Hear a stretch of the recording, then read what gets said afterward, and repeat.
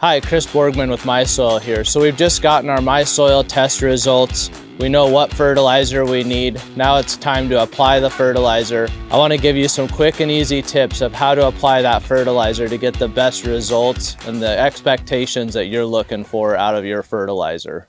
So now that we have our test results, what we're going to do is go ahead and look at a couple fertilizer bags and look at the labels on those bags to discover what spreader settings we need for our particular spreader. Everybody has different spreaders out there. We have wheeled spreaders, we have rotary spreaders, we have a drop spreader, and we also have handheld spreaders as well. These are all great options and have specific use scenarios that may work best for you in your area. Whatever spreader you may have, there's a solution for you, regardless if the exact spreader setting is on the bag or not. And we'll go over those today. So let's go ahead and take a look at a couple different examples of fertilizer bags and where we can find those spreader settings on those bags. So here we have a local brand that I found locally. If we take a look at this label here, we have rate recommendations, so we can see that there's a recommended rate, but it doesn't have a particular spreader setting for our spreaders that we have here today, which is an Anderson's Yardstar, the Echo, and the Scott's Turf Builder. So if we take a look at that label, we don't see that, and we'll go over what we do in a scenario where maybe we don't have the exact spreader setting on the bag. Let's go to our next product here and take a look at the spreader settings that they provide. Here we have a Scott's spreader setting, so we do have the Scott spreader setting. We also have the Echo spreader that we have here, so we can see that spreader setting, but we don't have the Anderson's Yardstar. So let's look at our third fertilizer here and look at what they provide us. Here we have an Anderson spreader, so we have our Anderson spreader here, but we don't have the Echo or the Scott spreader here. So based on this scenario, we need to make a decision. You've probably selected the fertilizer, so you only have one bag versus 3 bags here. So you've selected your fertilizer, and now we're going to go ahead and show you, if you have the spreader setting, what we do, and what we do if we don't have the proper spreader setting to get the rates that we need to provide the best response that we can get out of our fertilizer product. All right, so let's do an example of a product that does have the right spreader setting for our specific spreader that we happen to have. So we're going to look at the Echo spreader here, and we can see here on the back of our spreader, it is recommending that we go with setting 5.5. So all you have to do is simply go to here, adjust the spreader setting to 5.5 on our spreader, and that's going to give us the rate that we need to apply the product. As you can see here, when we pull back this lever, it's going to open up the gate here on the bottom of the spreader, and that's going to go ahead and determine the rate that the product flows out of the spreader while we're walking.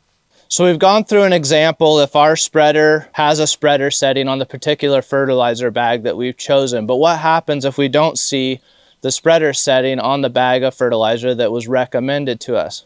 That is not an issue. What we're going to do here is take a look at a couple different ways that we can go about this. One way that we can go about this is, obviously, we would weigh out the amount of product. So say 3.5 pounds per 1,000 square feet. We would go ahead, we would weigh that product, we would put it in the spreader, and we would measure off 1,000 square feet in our yard. And what we want to do is pick a low spreader setting initially and see if we can deliver that 3.5 pounds of product over the 1,000 square feet. It takes a few times of applying product with this technique to get it dialed in for your property, but once you've got it dialed in, you should be good to go for many seasons to come. What happens in the scenario where you don't have a scale, you don't want to weigh out the product, you want to get out there and get it done, you don't have a lot of time? There's also another way we can go about this. The way we can go about this is really look at the size of the product, or the prill size of the product that we're using in a granular application scenario. There's many different prill sizes available on the market, and all of these products are different in the size of the prills that they provide. So if we take a look here, we have an example of 4 different size prills here, ranging from a very fine, this is almost like sand, to a smaller mini size, we would call, which is a little bit bigger, a little bit easier to see, up to more of a medium size where we're getting a little bit bigger, and then we can actually end up at a larger size where we can see that the prill sizes get significantly bigger. So why does that matter? It matters because the prill size is going to, with the spreader setting, is going to regulate how quickly the product flows out of the spreader. So if we have a very fine product, we want to have the spreader setting open just a little bit initially if we don't know the exact spreader rate. If we're moving up to our medium to large size, we're going to want a larger spreader opening to get the product out and get good distribution of the product across our lawn. So what's a good way to measure that? What can we do? We've got our product, we've opened the bag. Now we're looking at the prill size to determine how open our spreader needs to be to distribute the right amount of product for the specific area that we're looking to apply. So what I'm gonna do here, and again, this is if we don't have a scale, we don't have a measured out area, we haven't weighed it out to the 3.5 pounds. So what I'm gonna do here is I'm actually gonna go ahead and put a little bit of this product in the bottom of the spreader here. And what I want to do is look at the size of the product compared to the opening in the bottom of the spreader. So what we're going to do is now I'm going to move the product a little bit here. I'm going to come back with our current setting. I'm going to open up the spreader, and that looks like a very, very large opening. So this setting is obviously for a larger prill size than what I have here, which is the small or the mini. So I can tell by the size of the prills and that big of an opening, a lot of product is going to come out. So what I want to do is bring this opening, if we think about this as a whole and each of these are quarters, I'm going to go down to about having it about a quarter open with this small of a prill size. So you want to be about, on your opening, you want to be about double the size of the prill or just a little bit more on our first application. So what I'm going to do is I'm going to go ahead and I'm going to bring the spreader setting down to a lower setting. We're going to go with 3 here. And now let's take a look at this opening compared to our prill size.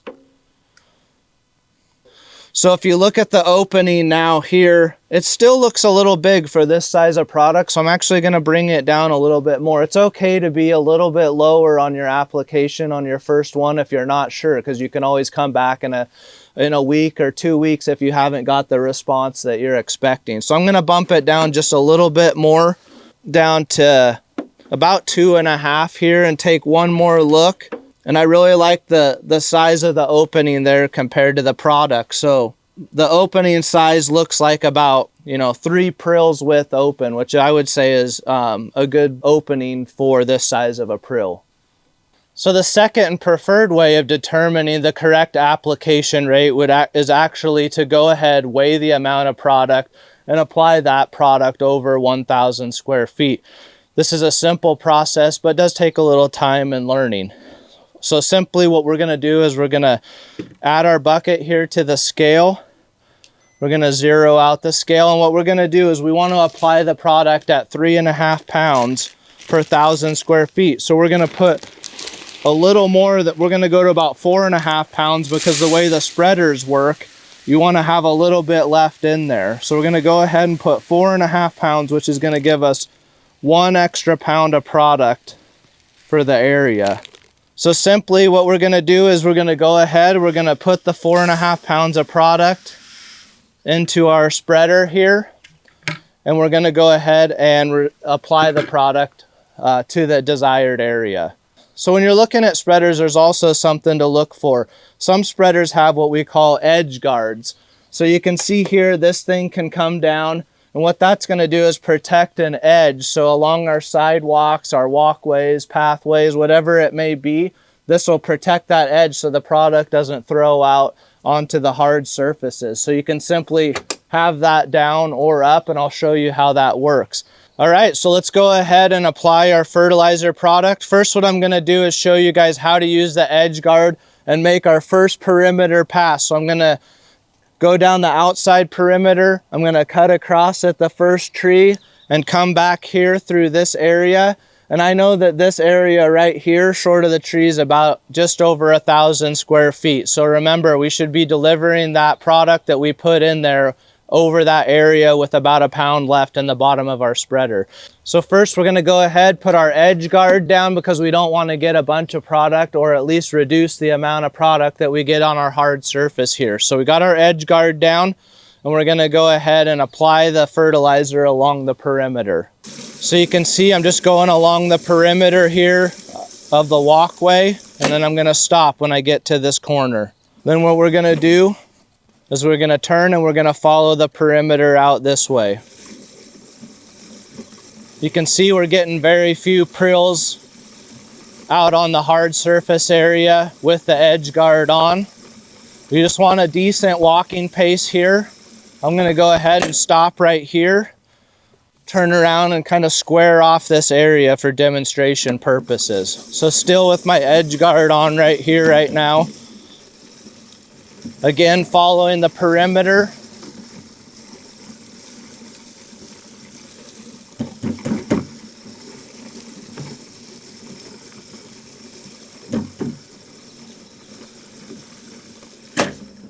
And back to where we started. All right, so now we've got our perimeter pass. Now we're gonna go in and fill in the middle here. I'm gonna show you how to do this, but in simple, what we're gonna do is at a good walking pace, we're gonna go ahead and with our fertilizer throw, so our fertilizer is gonna throw out here about 5 or 6 feet wide. So what we're gonna do is make sure that this side of the spread is hitting our wheel tracks that we made from our perimeter pass. So what I'm gonna do is show you this and we'll walk through what this looks like. All right, so here we're opening our spreader as soon as we get to the edge, and now we're throwing back to our wheel track that we had on our perimeter pass. So our spread is throwing back to the wheel track right here, and we're creating new wheel tracks as we go. I've gotten to where I came across before, so I turn it off and now I'm gonna come back. So as we complete our pass, we're gonna turn and take a couple steps to the side, turn, get a good look at our last wheel track, and we're gonna go again. And now we're throwing back to that wheel track like we said. Once we get to the edge, we simply shut it off. All right, now we're gonna simply turn it on, throw back to the wheel track again. This is giving us perfect coverage. We're overlapping our last pass to get us really good coverage and apply the proper fertilizer rate. Again, couple steps to the side, come back, throw back to that wheel line. You can see we're getting very good coverage here. I'm gonna turn it off as we get to our hard surface. This next pass is gonna tie into our first perimeter pass and our last pass. So let's go ahead and finish this area out. And that's really it. We've got perfect coverage of this area. So we overlapped our coverage to give us the proper application rate. We have good product distribution. You can expect a very good result from a fertilizer application like this. So after we have applied our fertilizer, any of the fertilizer that's gotten on our hard surface, we want to make sure to blow off or sweep off of that product. This eliminates staining from any iron sources and also gets the product back into the target area versus going down into the storm drains and into the river. So we want to make sure that we always clean up our fertilizer off our hard surfaces and get it back to the target area. All right, now that we've done the wheeled rotary spreader, I want to talk about a couple other application options that are out there. One of them is the handheld spreader. This works very good for smaller areas. And you can use the same technique as the wheeled spreader, but what we're gonna do in this scenario is we're actually going to walk the same way that we did with the wheeled spreader, but we're gonna go ahead and when we come back, what we're gonna do is we're actually gonna throw back to our footprints that we see. So the same technique, but using a handheld spreader. Another option out there that you guys see is what we call a drop spreader. I try to avoid the use of drop spreaders for a lot of scenarios. They're just really hard to get the proper rate and the proper overlap. And you'll see this in homeowner lawns that have used drop spreaders where there's major striping in the lawn. The overlap is very critical in how that's done. These work great for doing new seedings, overseedings, doing perimeter passes for seed, but for overall applications, they're not my favorite tool. So another issue that you're going to run into when you start to take over fertilizing your own lawn is what if you can't see the wheel tracks or where you just walked? One technique that I've adopted is the use of some type of flag or something to drop as you go to allow you to see where your last pass was. I'll show you how I do this. You can use anything. I use irrigation flags. You can use anything. And we're just going to simply kind of drop these as we go along the way so we can see where our last pass was. Now we don't have to drop them, every foot along the way. We just want to get a good idea where that pass was, and we can see that here with our flags. You'll have to go back and pick them up after a couple passes, but this is a good technique. What you can also do is go ahead on your pass and scuff your feet along the way. And sometimes you can see these scuff marks, which will also let you know where your last pass was. Thank you again for joining myself and the MySoil team and taking the time to learn some new tips and tricks when it comes to applying fertilizer properly. I ensure that if you implement some of these techniques, you will get the application response you're looking for out of the fertilizers that have been recommended to you.